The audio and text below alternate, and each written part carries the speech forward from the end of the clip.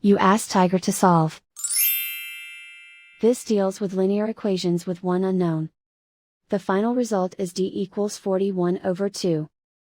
Let's solve it step by step. Swap sides. Isolate the d. Multiply both sides by inverse fraction 3/2.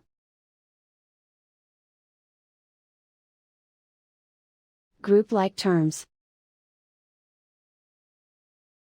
Multiply the coefficients. Simplify the fraction. Multiply the fractions.